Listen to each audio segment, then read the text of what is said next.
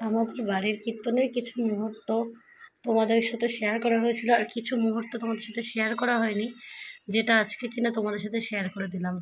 তো রাধে রাধে, সকলকে আমার চ্যানেলে অনেক অনেক স্বাগত। আমি বিনোদিনী দাসী। আশা করি তোমরা সকলে খুবই ভালো আছো। তোমাদের আর গোপালের আশীর্বাদে আমিও ভালো আছি। দেখো, সকাল থেকে ব্লগটা স্টার্ট করলাম। তো সকাল বলতে এটা ছিল আমাদের কীর্তনের দিন রাত্রেবেলা, আর তার আগে বাল্যভক্ত ছিল সকালে। আর তারপরে কীর্তন আমাদের দেখো এরকম প্রচুর, মানে রাত্রে, এটা তখন মাঝরাত্রে, তখন 3টে সাড়ে 3টে বাজে। ওরাও বসে বসে গান করছে আর আমরা দেখি বসে বসে কীর্তন শ্রবণ করছিলাম। আর কেউই ছিল না, বেশি কয়েকজন ছিল না, 5-6 জন মতন আমরা ছিলাম। তারা সকলে মিলে আমরা বসে খুব আনন্দও করলাম, আর এদিকে গানটাও শুনছিলাম। তো তারপরে আমাদের ভোর হয়ে যাওয়ার পর আমরা সবাই ঘরে চলে গেছিলাম।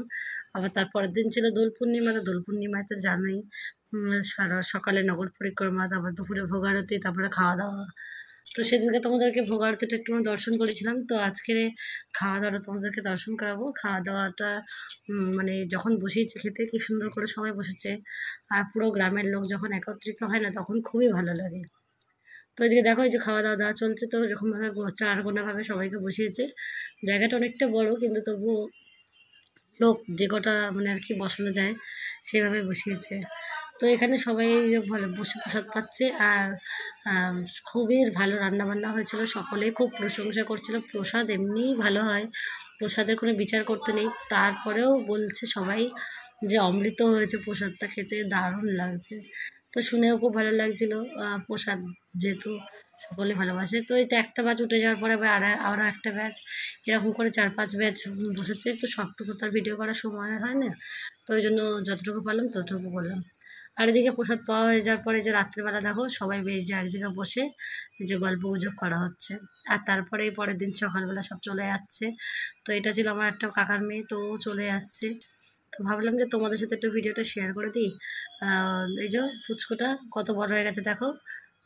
ও বাড়ি চলে যাবে, আর এর বউর খুব দুঃখ, ওর বোনও বাড়ি চলে যাচ্ছে, কারণ ও এর কোলেই সবসময় থাকে। তো ও খুব হাসছিল, আর ওরও মুখটা যেন ছোটো হয়ে গেছে।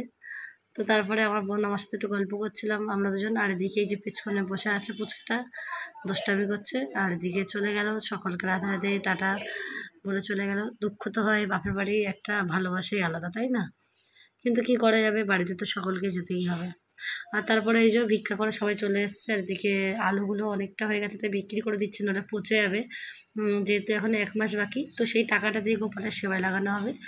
তো ওই জন্য আমরা আলুগুলো বিক্রি করে দিচ্ছি। আর এদিকে গোপাল সোনার জন্য রাতে দেখো এই যে রুটি করছি, আর তরকারি হয়ে গেছে।